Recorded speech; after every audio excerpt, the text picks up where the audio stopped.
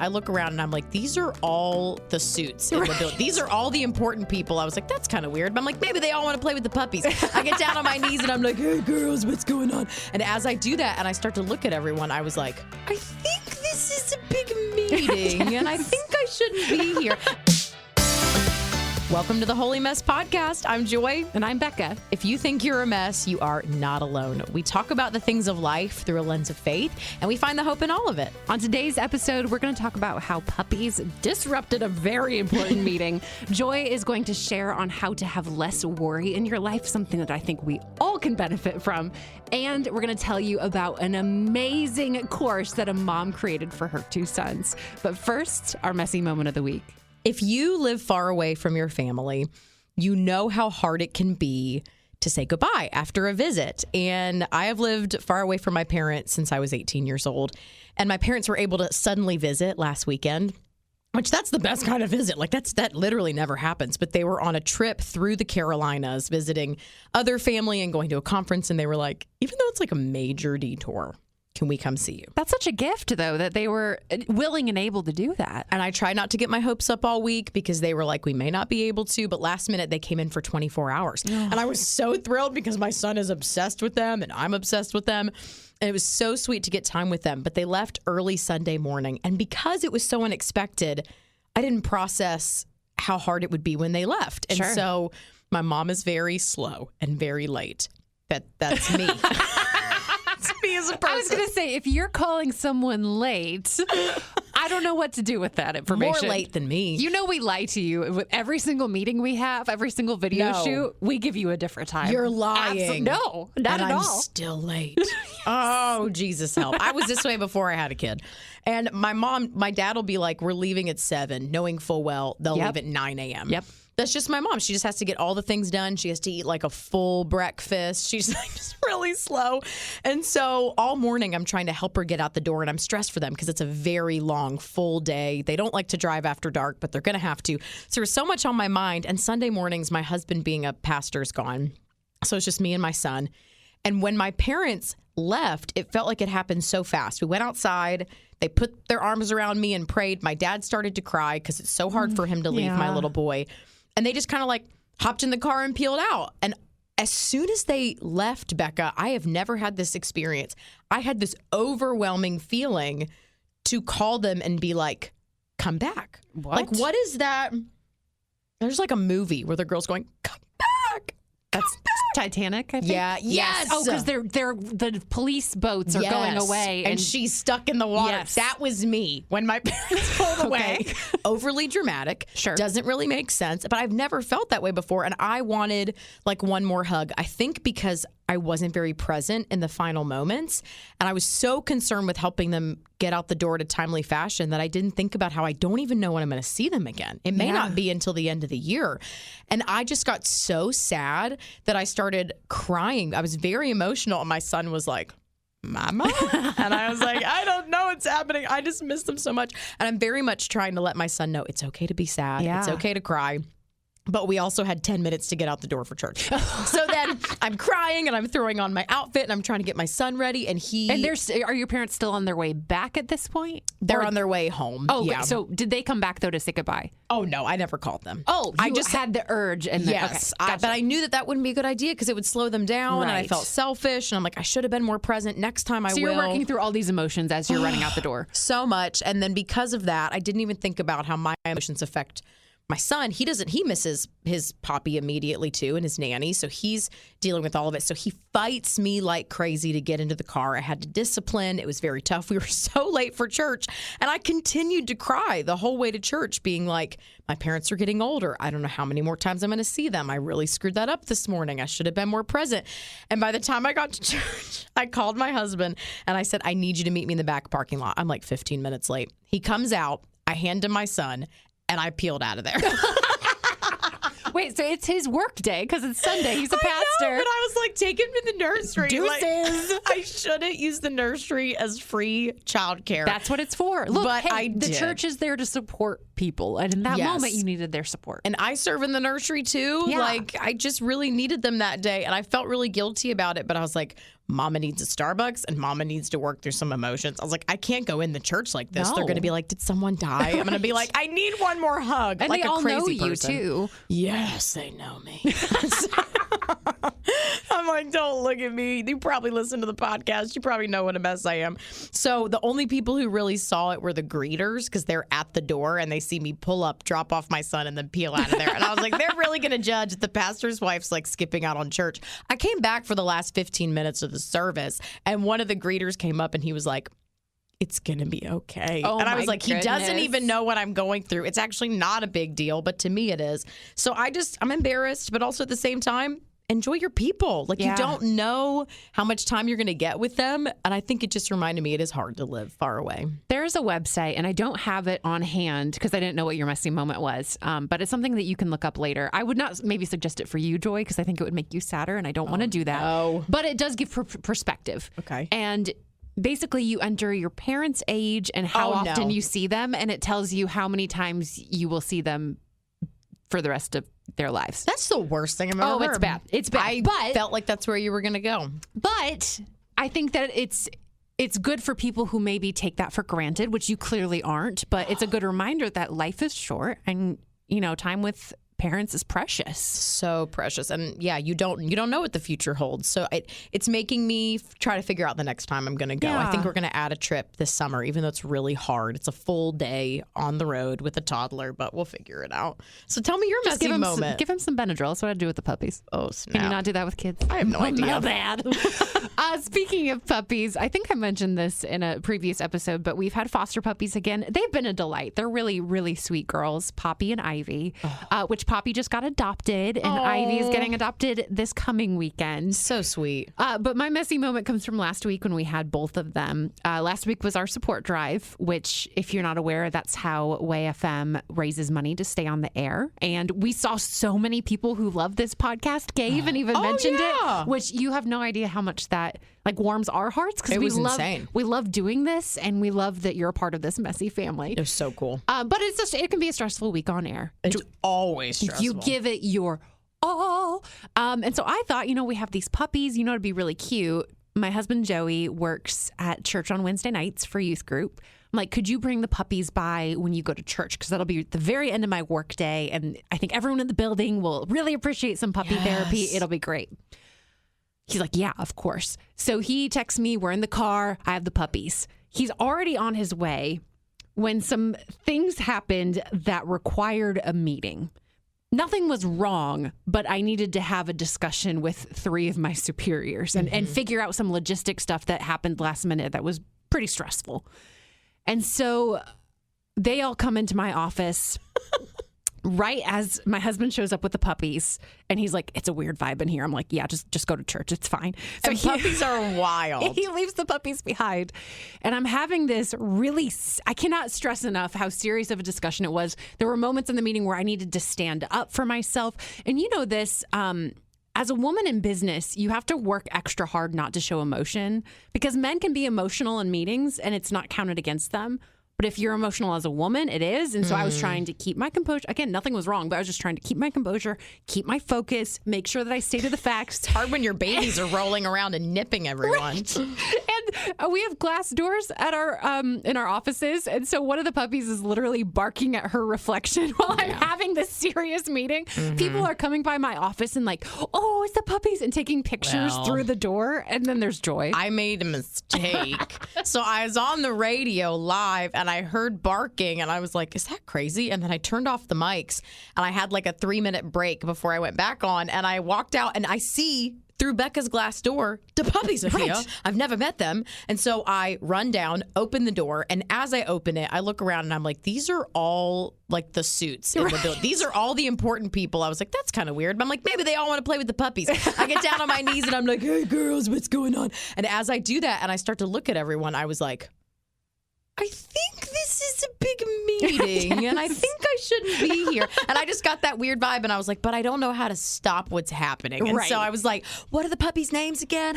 So I'm asking questions. Then I was like, how do I get out of here as quickly as possible? Sorry. And everyone was looking at me like they were trying to smile, and I just made a joke, and I said, well, now that I've touched the puppies, I'm going to go make a lot of money for Jesus or something. And I like ran out of there and closed the door. And later, one of the other women in the meeting came into the studio with me, and she goes, you could not have come in at a worse time. And I was like, oh, of course. It was a really tense moment. And I'm just like, hey, guys, there's puppies in here. But I got to say, it provided some humor to the situation because again, it's a serious meeting. Everyone who's important is in there. I have to convince them of my perspective. And there's these puppies like chasing their tails. Listen, maybe that was the comedic relief needed for the moment. So. And then I did bring them around, so you got some more quality time. They came in the studio, and I was, I forgot you sent me pictures of me and them. We'll post that on our social medias. Mine's Way FM Afternoons on Instagram, but they are so beautiful. I'm so glad they're going to have homes. Yes. Bekah, you've done such a great job with them, and turns out we needed them, or we would have lost our minds last week. Absolutely.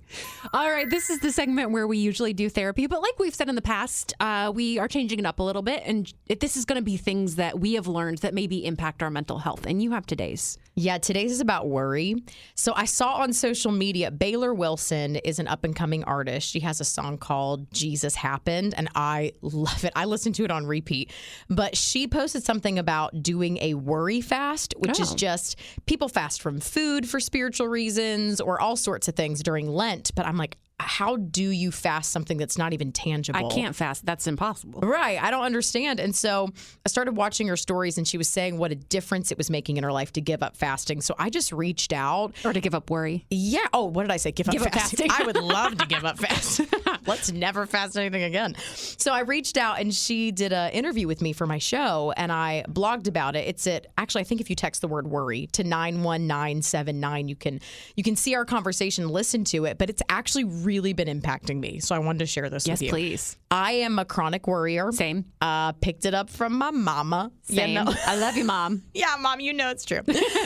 So here's what she said. She said, start with something small, like 5 days. So mine, I'm not as intense about it right now, but I need to get back to it. So she said, take 5 days and start with something small and be like, okay, every time a worry comes to mind that I'm aware of, I am going to instead find a way to surrender that to God, which my thought process sounded like this. Like my son got sick a couple days after I decided to do this, which is routine, but he got really sick, and I was concerned about his health, and I noticed myself going down these thought patterns. Yeah. What if this happened? What if that happened? And I just would say, God, forgive me for worrying, because to worry, this is what Baylor and I talked about. To worry is actually to trust in yourself, as if you can do something to affect it.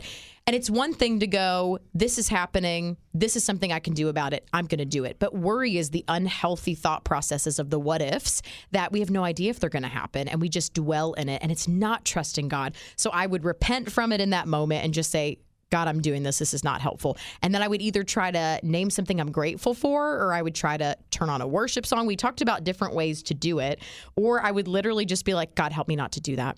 Help me to trust you with this. And I don't know what that looks like, but to know that you made my son, he's yours, you love him, and I'm going to trust that you'll give us the wisdom if we need to do something like take him to the hospital, that you'll help me to know in that moment. And then it's crazy how fast it would sort of dissipate. That's awesome. Yeah, because we talked about worry seems small, but it can actually turn into anxiety, panic attacks, depression. It can lead a lot of places. It's literally almost always a spiral for me, because it's one thought that pops in, and then you take that thought and run with it, and it becomes an issue. Yeah, it starts to take root, and it becomes bigger.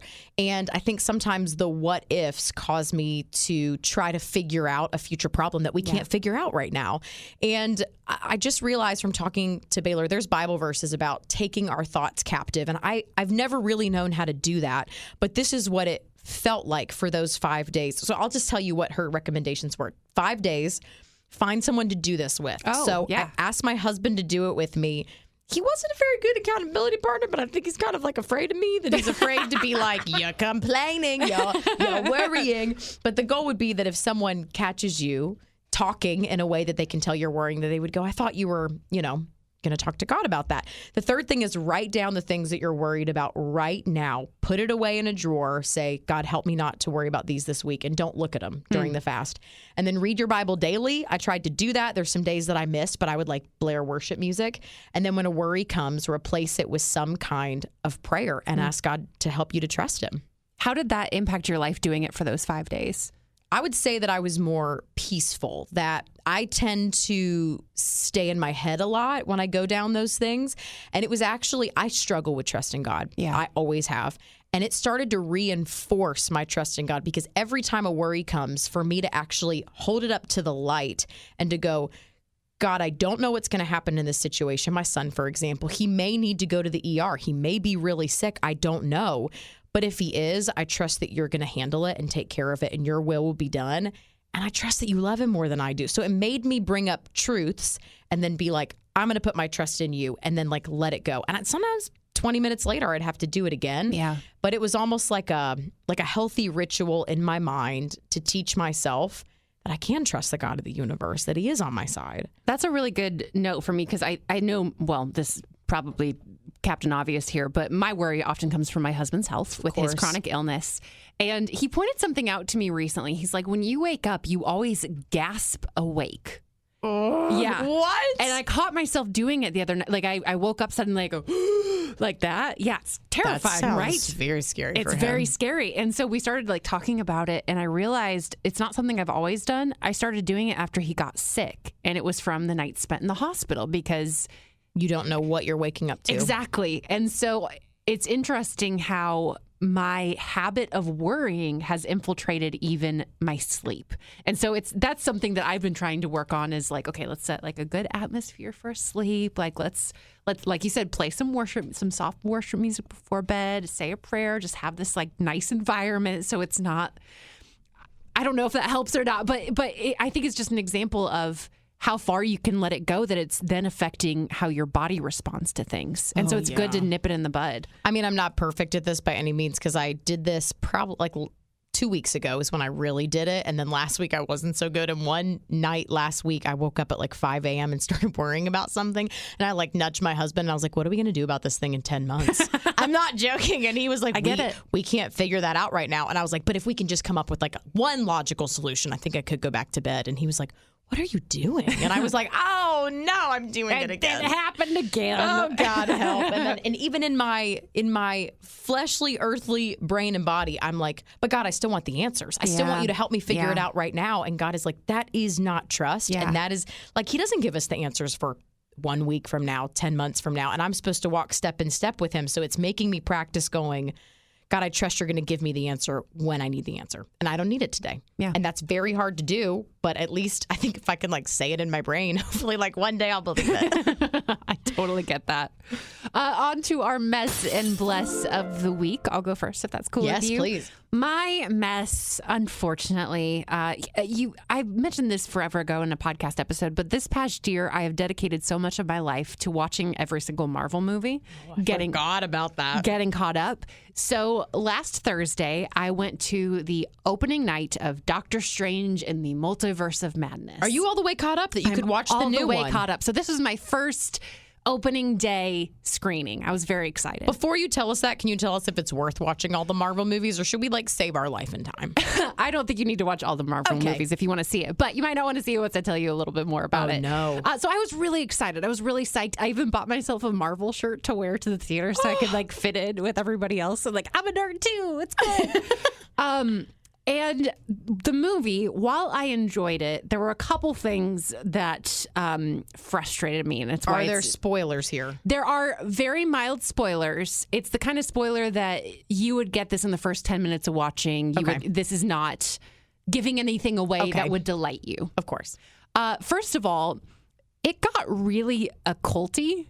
Like very, if you saw WandaVision, right? So she becomes the Scarlet Witch in the end. Yes. And there were some elements of that you're like, ooh, I'm kind of uncomfortable with this. But they really dove into that. And I personally, that's just something I'm really not comfortable with. That's definitely a movie I wouldn't watch in my home because of how much it just feels like that was included in it. Yeah. And the other part that really frustrated me, and again, I'm sorry, this is a total nerd moment, but they made Wanda the villain. No! So she had this beautiful character arc in WandaVision where she really messed up and did some bad things, but then like came back to her senses. And then in this movie, they completely undid it. And I found out later. So obnoxious. I found out later that the director of this new movie didn't even watch WandaVision. So he didn't even know the character. That is very upsetting because WandaVision was so good, and it's my favorite thing the Marvel Universe has ever put out. So again, if you're not a nerd like I am and like Joy is, I'm sorry that this got into it kind of deep, but I was just so excited about my first Marvel opening day movie, and after I watched it, I was like, I have feelings. I'm so glad you told us. The only reason I was even considering seeing it is because I saw the girl from WandaVision's character was in it. Yeah, she's in it, but it goes. I know a lot of movies have different elements, right? Like even Disney movies, right? There's sorcery and things. And sometimes I'm not sure where to draw that line in my life, but I know that movie crossed the line in my life. I think you can sense it sometimes, right? Exactly. And again, that's a thing where I don't get too deep into, there's some people that really live in the spiritual realm all the time and kind of bring everything back to it. And I'm not necessarily that, but I am very cautious about what takes place in my home because I think that's important. So it was disappointing, to say the least. I'm so bummed for you. Mine is also about entertainment. It's actually from a show that Bekah suggested to us a few weeks ago. Oh, no. And it's your mess. Out of Japan called Old Enough. Okay, Bekah was like, this is my bless of the week a few weeks ago. So the other night on Netflix, we're flipping and my husband goes, oh, what is this? And we see it. And I say, oh, Bekah recommended that. It's little kids, like toddlers, running errands that adults would run and seeing if they can do it. Is that the best way to describe it? So I'm really excited about it. The first one is this little boy who's supposed to go to the grocery store and get 3 things. His mother says goodbye to him. She kisses him and sends him on his way. He is only months older than my own son. Oh. So as I'm watching this, I see that this child is expected to like walk beside traffic on the road. And I know that there's people around him, obviously. But some of the shots are from so far away that I'm like, there's no one very close. And even though he's doing fine, when he gets to the grocery store, he's having a hard time finding things. And it's cute to see them try. But because I picture my own son, there was a point where he leaves the grocery store, then remembers that he forgot one of the ingredients and has to turn back around and go all the way back to the store. And seeing his disappointment and seeing the little bit of stress on his baby face, I start to cry because I'm picturing my own. Yes, I'm picturing my own son, and I'm like, these kids are too young. The pressure that they're putting on them, I don't get. And then on the way home, he's literally like, he's carrying stuff in a bag. He's carrying flowers, and he's like dragging them because they're kind of heavy. And at one point, Bekah, he's like walking, and they zoom out so far away as if they're in a helicopter or something, and there's like no one around him for them to make that zoom out shot. And I was like, he's alone. And it literally, Hunter and I both are like, this is not okay. This messes with our parent heart. And I was like, get it off the TV. Girl, it literally made me cry. I'm so sorry. And ever since Bekah talked about it, people have started posting online like that they're concerned that the kids aren't they're not observed quite enough or closely enough, or what the trauma that they're doing to these kids to make them try to run errands like adults. And I just thought it was so funny that Bekah loved it, and now people are like, has anybody seen this crazy show? Oh no, I feel really bad now because if I listen to a side-by-side comparison of our recaps of the show, it's very obvious I'm not a mom. Well, I have problems with like empathy. Obviously, I like look at the kid and I'm like, that's my kid, and it's not. But I also know culturally is what people are saying that in Japan they like. It's probably not a big deal for them to treat them like they're older. And here, maybe we coddle our kids too much. I don't know. Well, we've even seen that on some of our compassion trips in the past where I remember being in Honduras and these kids were just like running home. And we were told, this is really not a safe neighborhood. You know, and these kids are just like, okay, bye, see ya. They're and on their own. 4, 5, 6 years old. So that's very true. So I'm so curious if you've watched it, or if you do go watch it, please tell us your thoughts, because we're in 2 different camps. And I mean, literally, you could go either way. So you could love it or you could hate it, but email us holymess@wayfm.com. And maybe if you're a mom, just don't go there. I was like, get it off. On to our bless of the week. I'm so excited for Joy's bless, by the way. But first, we're going to get to mine, which is just a short one. This is a clip that's gone viral of these 2 little boys playing rugby. It's in some kind of rugby match. They can't be older than maybe 8, 9 years old. And the coach or the referee is wearing a microphone. And so you catch this really adorable moment that wasn't meant to be heard. No, Bob, listen to me. Trust me. Look at me. Look at me, Bob. I'm the shortest kid here. Listen, it doesn't matter who you are. It doesn't matter if you're short, you're young. It doesn't matter if you're tall or it doesn't matter if you're fat. It doesn't matter if you're tall. Bob, you are a brilliant rugby player. You understand that? You're insane. So his teammate was having some struggles, and he just gave him this little pep talk. I mean, there's like a little mini motivational speech right on there on the pitch. It's just so perfect. I love that the kid's name is Bob. I love that he literally says, doesn't matter if you're fat. If someone said that to me, I would be like, I'm sorry, what? You think I'm fat? Like, why you got to put that in there? There's like so many sweet moments. And of course, I'm like, I would love to have a kid who inspires like that someday. But I was a sports crier and would get very overwhelmed. So I was like, my kid will probably be the other one. And I hope someone pep talks him. Yeah, but I think it's a good reminder to me to pep talk people in my life, because we all have those emotional weeks or emotional moments where you're like, I can't do this. I can't do this. Yes. So just to take your friend, I'm going to do it to you, Joy, right now. It doesn't. I got scared. I don't remember what I was going to say. It doesn't matter what you have going on in your life, how much of a mess you feel. It doesn't matter how late you are to work. You are... Okay, brought that back up. I was just trying to think of things that might come up. It doesn't matter that you eat at the beginning of every podcast. And during. Yep. No. You are just such a rock star. You are... I am honored every day to work with you. I learn so much from you. You amaze me. You balance so much, and you do it beautifully. And yeah, you're just Thank you so you're fantastic. much. And I just love you. I'm sorry about the late comment. No, I was trying to think of like, it doesn't matter. But I'm like, well, height doesn't matter. I'm definitely not going to say anything Doesn't matter else. if you're short. Doesn't matter if you're fat. That's my favorite. Thank you, Bekah. That was so kind of you. So for my Bless of the Week, there is a guy going viral named Doug Weaver, and his mom created a training course she forced him and his brother to go through as teenagers called Husbands in Training. It spanned several years. This is a lot of content and covered everything from relationship fights to etiquette to how to treat a woman. And it was so good, his dad eventually said, sign me up, I'm taking it. And he's already a husband. And so I don't know his mother, but Mrs. Weaver sounds like an inspiration to all of us. And I feel like if you've gone through that much work to create a course, there's no reason she should not offer that bad boy online, because I just want her to take my money. Seriously, I was reading about this because they had like quizzes and stuff that they had to pass. Incredible. But Doug was like, there are some quizzes that shouldn't see the light of day. I think because it embarrassed them as kids, because they dealt with things like online content and things like that. Wow. And so, but it's just such a beautiful thing to be raising boys to respect and honor women. Yes. And I mean, all our kids of any gender to respect and honor each other. But I think that's a really beautiful thing that she did. And I am guessing that he and his brother are A+ husbands. Yeah, I have no doubt. And the fact that the dad wanted to take it only says, I respect her. I respect the work she's gone through. And I want to see if there's anything she's wanting in our boys to become husbands that I'm not doing. So I just think that's so sweet. And obviously, who knows if the boys will be husbands or not. But if they treat others with respect and they're good men, I think that's a win at the end of the day. That's such a win. I'm curious, though, if you tried this in your home, how well do you think it would go over if you had like curriculum and tests and quizzes for your son, Judah? I don't quite know his personality yet, but he's very strong-willed. So right now, if he doesn't want to do it, he would just go, no, no, no. He's found his no. So we're really struggling. I don't know. I think certain personality types like the idea that they can accomplish. Yeah. So they would be like, quizzes? Yeah, I'm going to dominate. Do I get a sticker? Do I get a cookie? You know, I think certain kids would be all over that. So I don't know his personality yet, but my husband would definitely not take it. I mean, like, no question.